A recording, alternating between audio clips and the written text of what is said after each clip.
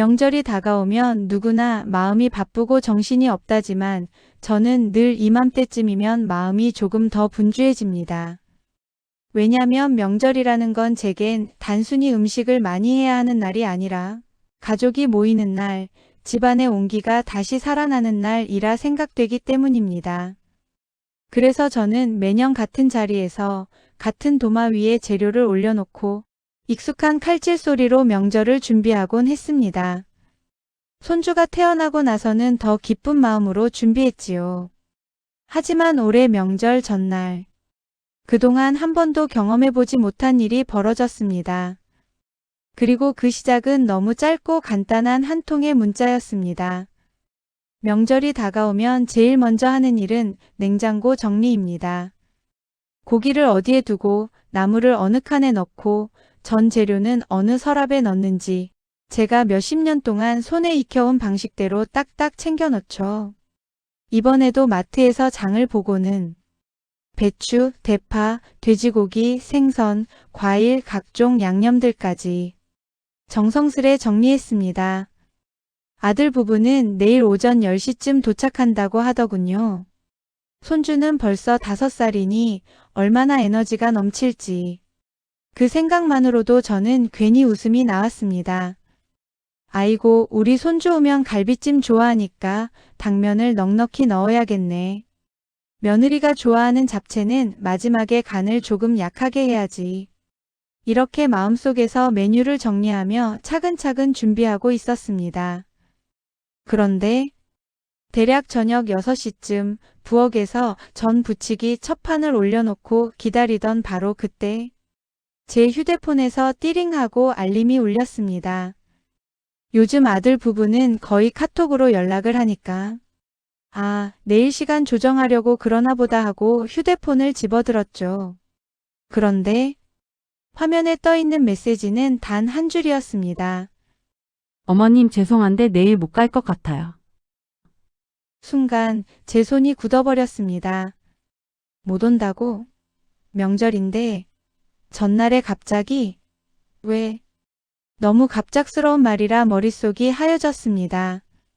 저는 얼른 며느리에게 다시 물었습니다. 왜 그러니?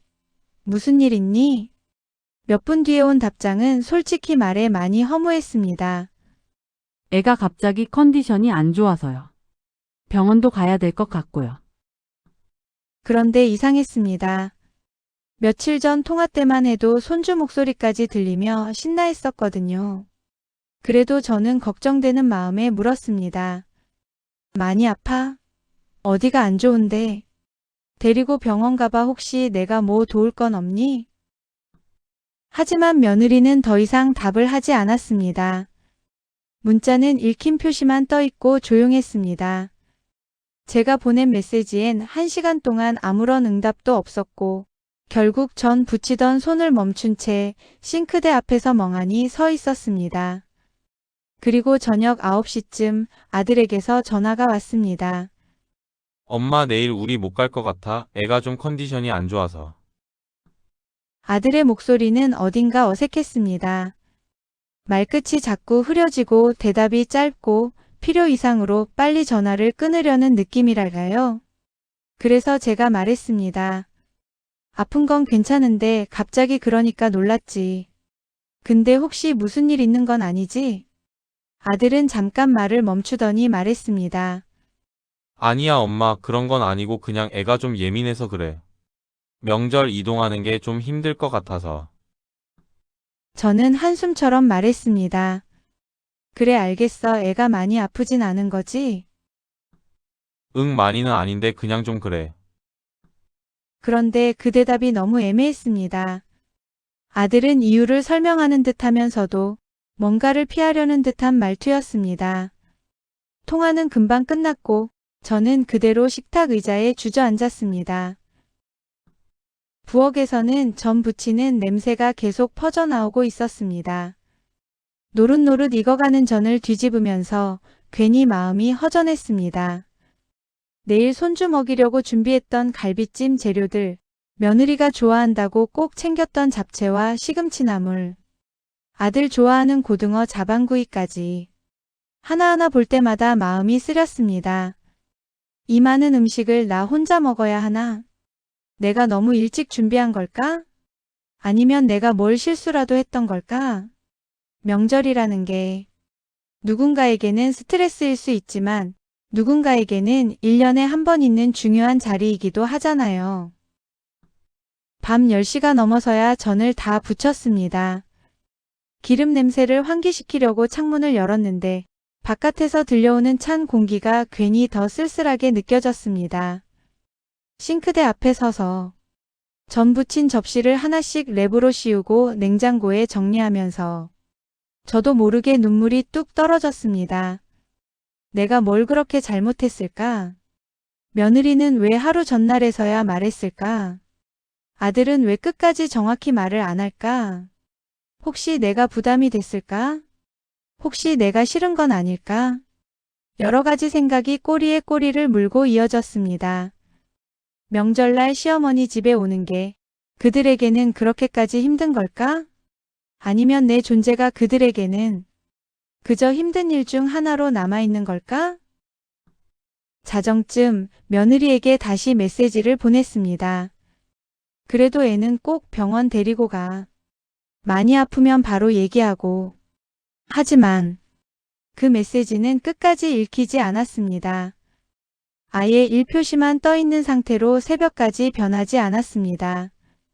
그 사실이 더 마음을 아프게 했습니다.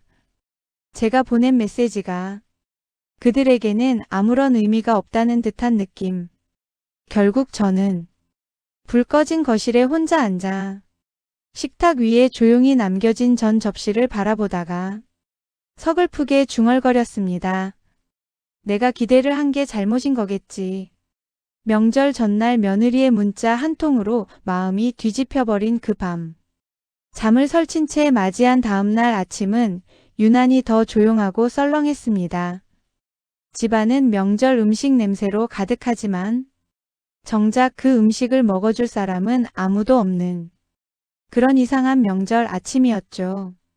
그런데 그날 오후 저는 며느리의 못 간다는 말 뒤에 제가 몰랐던 또 하나의 진실이 숨어 있었다는 사실을 알게 되었습니다. 그리고 그건 생각보다 훨씬 더 제 마음을 아프게 했습니다. 명절 당일 아침 저는 일어나자마자 부엌으로 향했습니다. 지난밤에 부쳐둔 전들은 예쁘게 접시에 담아두었고 갈비찜은 어제 미리 재워둬서 아침에 끓이기만 하면 됐습니다. 그런데 손이 잘 움직이지 않았습니다. 냄비 안에서 보글보글 끓는 갈비찜을 보고 있는데 왜 이렇게 공허한지 모르겠습니다. 아무도 안 먹을 텐데 왜 이렇게까지 준비했을까? 그런 마음이 들 때마다 저는 괜히 국물을 한 번 더 떠보고 간장을 조금 더 넣어보고 그냥 바쁘게 움직였습니다. 그러면 마음이 조금 괜찮아질 줄 알았는데 그날은 전혀 그렇지 않았습니다. 오전 10시. 원래라면 아들 부부가 도착할 시간이었습니다. 그런데 휴대폰은 조용했습니다. 오히려 제가 보낸 메시지에 아직도 일시 표시가 사라지지 않아. 그게 더 마음을 후벼 팠습니다. 애는 괜찮니? 병원 다녀왔니? 이 메시지조차도 며느리는 끝끝내 보지 않았습니다. 혹시 정말 많이 아픈 건가? 그런데 왜 전화 한 통이 없지? 아들이라도 연락할 만한데. 여러 가지 생각이 들었습니다. 점심 무렵 근처 사는 동네 엄마에게서 전화가 왔습니다. 언니, 이번 명절엔 집에 계시는 거예요? 저는 멋쩍게 웃으며 대답했습니다. 애가 아프다네. 그런데 동네 엄마가 뜬금없이 말했습니다. 아니, 언니 어제 마트에서 언니네 며느리 봤어요. 순간 제 입술이 굳었습니다. 누굴 봤다고? 어제 아이랑 같이 마트 왔더라고요. 근데 애는 멀쩡해 보이던데. 그때 팔에 떡볶이 재료 들고 있었는데. 그 말을 듣고 제 심장이 한번 크게 뛰었습니다. 떡볶이 재료?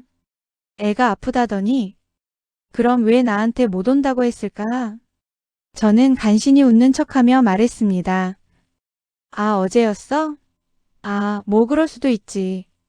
하지만 제 머릿속은 이미 수백 가지 생각으로 뒤죽박죽이 되었습니다. 저녁이 다가올 무렵 뭐라도 마음을 붙잡으려고 식탁 정리를 하던 중에 괜히 휴대폰을 들여다보게 됐습니다. 그런데 거기서 저는 더 큰 충격을 받았습니다. 며느리의 SNS 스토리가 떠 있었던 겁니다. 우리 가족끼리 편안하게 보내는 명절. 이라는 글과 함께 손주와 며느리가 집에서 떡볶이를 만들어 먹으며 웃고 있는 사진이 올라와 있었습니다. 손주는 해맑게 웃고 있었고 아프다는 기색은 전혀 보이지 않았습니다. 진짜 심장이 털썩 내려앉는 느낌이었습니다. 며느리는 정말 애가 아파서 못 온 걸까? 아니면 그냥 오고 싶지 않아서 거짓말을 한 걸까? 제가 보낸 메시지는 읽지도 않으면서 SNS는 올렸다는 사실이 너무 명확하게 모든 걸 말해주는 것 같았습니다. 저는 소파에 앉아 그 사진을 한참이나 바라봤습니다. 그러면서 스스로에게 물었죠. 나는 대체 며느리에게 어떤 존재일까? 오고 싶은 마음조차 들지 않는 사람? 명절마다 부담만 주는 사람? 저는 나쁜 시어머니가 아니고 싶었습니다. 며느리를 힘들게 하고 싶지도 않았고 오히려 며느리가 편하게 지내길 바랐습니다. 그래서 항상 음식도 많이 안 시키고 도와달라는 말도 거의 하지 않았습니다. 그런데 며느리는 내가 준비한 모든 마음을 단 한 줄의 문자로 무너뜨린 셈이었습니다. 결국 저는 참지 못하고 아들에게 전화를 걸었습니다. 너 어제 며느리랑 마트 갔었어? 아들은 순간 말문이 막힌 듯 조용해졌습니다. 엄마 그게. 애는 아프다며? 근데 SNS엔 떡볶이 먹는 사진이 올라왔더라. 아들은 더더욱 당황한 듯 했습니다. 엄마 그게 연우 엄마가 좀 힘들대. 명절에 가면 부담스럽고. 그 말을 듣는 순간 저는 전기가 지나가는 것처럼 온몸이 떨렸습니다. 그래서 거짓말까지 한 거야? 아들은 대답하지 못했습니다. 그 침묵이 무엇보다 잔인했습니다. 아들은 조심스럽게 말했습니다. 연우 엄마가 그러는데 명절은 너무 힘들대. 엄마 집 가면 음식 도와야 할 것 같고. 아이도 어수선해지고. 그 말은 엄마를 배려해서 온 설명이 아니라 며느리의 불편함을 대신 전한 말이었다는 걸 금방 알 수 있었습니다. 저는 묻고 싶었지만 도저히 입이 떨어지지 않았습니다. 내가 그렇게 힘든 사람이었어? 내가 하는 건 다 부담이었나? 아들은 통화를 서둘러 끝냈습니다. 엄마 다음에는 꼭 갈게 미안해. 하지만 다음이 올지조차 그날의 저는 자신할 수 없었습니다. 그날 밤 저는 식탁에 앉아 하루 종일 정리하지 못했던 음식을 바라보았습니다. 명절 음식 냄새는 여전히 집안을 가득 채우고 있었지만 그 냄새가 왜 그렇게 서럽게 느껴졌는지 모르겠습니다. 내가 너무 기대한 걸까? 며느리는 그냥 명절이 싫었던 걸까? 나는 그냥 불편한 존재였던 걸까? 그날만큼은 제가 누군가에게 부담이 되는 존재라는 느낌이 온몸을 감싸버렸습니다. 명절이라는 건 저에게는 가족이 모이는 따뜻한 시간이라는 의미였지만 며느리에게는 힘들고 피곤한 의무였다는 사실을 그날 비로소 깨닫게 됐습니다. 그건 단순한 문화 차이도 아니었고 세대 차이도 아니었습니다. 그저 제가 생각한 명절의 의미가 며느리에게 그대로 전달되지 않았던 겁니다. 그리고 그 사실이 저를 가장 깊이 아프게 했습니다. 그날 밤 며느리의 SNS 사진을 여러 번 열어봤습니다. 웃고 있는 손주를 보면서도 마음 한켠에서는 자꾸 씁쓸함이 밀려왔습니다. 나는 그들에게 이미 멀어진 거리였던 걸까? 그리고 그 거리는 내가 아무리 다가가려 해도 그들이 원하지 않으면 좁힐 수 없는 거리라는 걸 그날 깨달았습니다. 하지만 저는 아직 며느리의 진짜 속마음을 완전히 이해하지 못했습니다. 그리고 며칠 뒤 뜻밖의 메시지가 하나 도착하면서 그 속마음이 조금씩 드러나기 시작합니다. 명절이 지나고 난 뒤 며칠은 어딘가 멍한 상태로 지냈습니다. 며느리의 갑작스러운 못 간다는 문자, 그 뒤에 얻게 된 충격적인 진실들, 그리고 SNS에 올라온 사진까지 그 모든 일이 쉴 새 없이 마음을 흔들어 놓았습니다. 그런데 며칠 뒤 아들이 전화를 걸어왔습니다. 그리고 그 통화에서 저는 며느리의 진짜 속마음뿐 아니라 아들의 마음속 깊은 고민까지 처음으로 듣게 되었습니다. 그리고 그 말들이 생각보다 훨씬 더 가슴을 찢어 놓았습니다. 명절 연휴가 끝난 뒤에도 며느리에게서 연락은 전혀 오지 않았습니다. 제가 보낸 마지막 메시지는 아직도 읽지 않은 상태로 그대로 남아 있었습니다.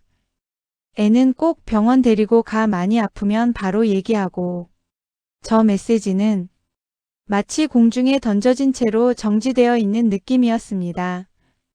읽어주기만 했다면, 정말 단 한 줄의 답장이라도 있었다면 이렇게 마음이 아프지는 않았을 텐데. 하지만 며느리는 끝내 아무 말도 하지 않았습니다. 아들도 그동안 연락이 없었습니다. 집안은 조용했고 제 마음속도 조용했고 그 조용함이 오히려 더 답답했습니다. 명절이 끝난 지 나흘째 되는 날 저녁 8시쯤 아들에게서 전화가 왔습니다.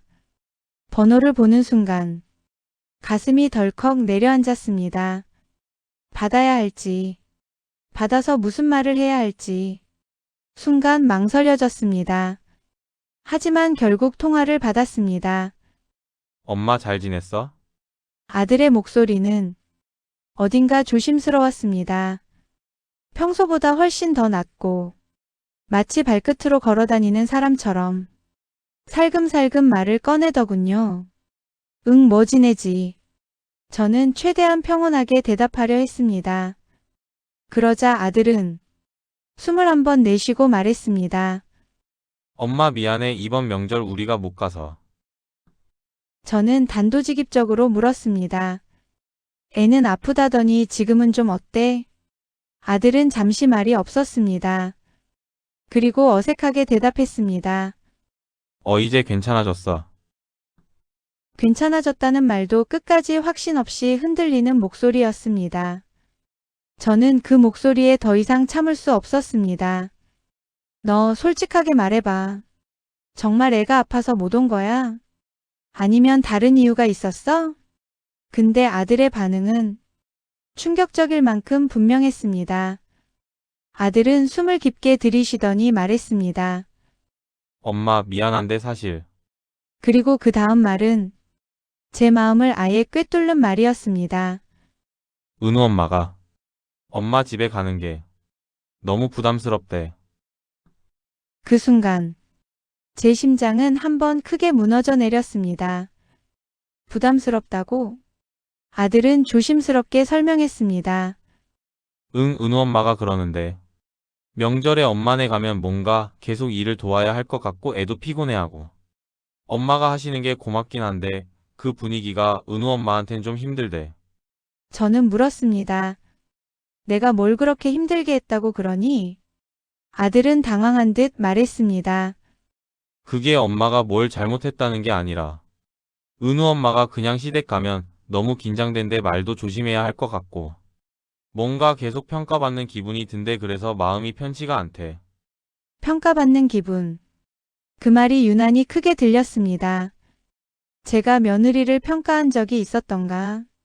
도와달라고 억지로 시킨 적이 있었던가? 그녀의 부족함을 탓한 적이 있었던가? 한참을 떠올려 봤지만 저는 며느리에게 얼마나 조심스럽게 대하려 했는지 스스로 너무 잘 알고 있었습니다. 그래서 더 아팠습니다. 저는 조심스레 말했습니다. 그럼 그날 애가 아프다는 말은? 아들의 목소리가 작아졌습니다. 은우 엄마가 사실 명절날 그냥 가기 싫다고 했어. 그 말은 제 가슴을 너무 크게 후벼 팠습니다. 가기 싫어서 나한테 거짓말을 한 거야? 아들은 대답하지 못했습니다. 그 침묵 자체가 대답이었습니다. 그러면 나한텐 왜 솔직하게 말하지 않았어? 그리고 왜 연락을 끊었어? 내 메시지는 왜 읽지도 않았어?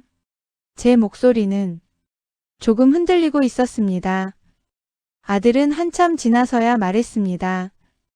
엄마한테 솔직하게 말하면 은우 엄마가 너무 죄송하다고 힘들어할 것 같아서. 그래서 차라리 아프다고 한 게 낫다고 생각해서 내가 먼저 얘기했어. 그렇게 명절 전날 문자 한 줄의 비밀이 풀린 순간이었습니다. 아들의 말을 들으면서 저는 갑자기 마음이 복잡해졌습니다. 그들은 나를 배려해서 거짓말을 한 걸까? 아니면 내 눈치를 보느라 거짓말을 한 걸까? 어떤 경우든 결과는 같았습니다. 나는 며느리에게 솔직하게 말할 필요도 없는 존재라는 것, 진짜 이유를 전할 만큼 가까운 존재도 아니라는 것, 그 사실이 가슴을 깊게 찔러왔습니다. 아들은 조심스럽게 말했습니다. 엄마가 연우 엄마 미워할까봐. 그래서 말 못했어. 저는 조용히 말했습니다. 난 며느리를 미워하고 싶지 않아. 근데 처음부터 솔직하게 말해줬더라면 지금처럼 속상하진 않았을 거야. 아들은 그제야 깊게 한숨을 내쉬었습니다. 엄마 나도 솔직히 말하면 어떻게 해야 할지 모르겠어. 그 말은 아들의 마음에도 큰 짐이 있었다는 것을 말해주었습니다. 연우 엄마는 명절 오는 걸 너무 힘들어하고 엄마는 매년 준비해서 기다리고 나는 두 사이에서 어떻게 해야 할지 모르겠어. 그 목소리는 아들 역시 명절이 두렵다는 듯한 목소리였습니다. 아들도 힘들었구나. 아들도 며느리와 나 사이에서 늘 조심하며 살고 있었구나. 하지만 또 한편으로는 씁쓸한 마음도 들었습니다. 그래도 아들이라면 둘 사이에서 거짓말 말고 진짜 중재를 해줄 수 있었을 텐데. 어른이 된 아들이지만 여전히 누군가를 설득하고 누군가의 마음을 가볍게 해줄 만큼 완전히 성숙하지는 않았다는 걸 느꼈습니다. 통화는 길지 않았습니다. 서로 많은 말을 했지만 결국 결론은 없었습니다. 하지만 통화 끝에 아들이 조심스레 말했습니다. 엄마 연우 엄마가 엄마한테 죄송하다고 했어. 근데 그 말도 직접 하기가 너무 부끄럽대. 저는 잠시 숨을 고르고 말했습니다. 그래 마음이 정리되면 연락하겠지. 아들은 안도한 듯 말했습니다. 응 엄마 고마워.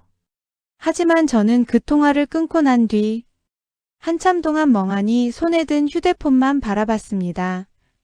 며느리를 이해하고 싶은 마음, 서운한 마음, 혼란스러운 마음이 한꺼번에 밀려왔습니다. 그날 밤, 저는 며느리가 남긴 문자 한 줄을 다시 여러 번 읽어봤습니다. 어머님 죄송한데 내일 못 갈 것 같아요. 그 문장 뒤에 숨어있던 진실은 제가 생각했던 것보다 훨씬 더 단순하고 또 훨씬 더 아픈 것이었습니다. 며느리는 그냥 오고 싶지 않았던 거였습니다. 그 이유가 저 때문인지 명절이라는 상황 때문인지는 아직 정확히 알 수 없었습니다. 하지만 분명한 건 우리 사이에는 보이지 않는 거리가 있었고 그 거리는 그들 부부가 만들어 놓은 것이 아니라 어쩌면 저와 며느리 모두가 조심스레 쌓아온 미묘한 벽이었다는 것. 그리고 그 벽은 어떻게 해야 허물 수 있을지 저는 아직 아무런 답을 찾지 못했습니다. 하지만 며칠 뒤 드디어 며느리에게서 한 통의 긴 메시지가 도착합니다. 그리고 그 메시지는 우리 사이에 쌓였던 벽의 정체를 드러내기 시작합니다.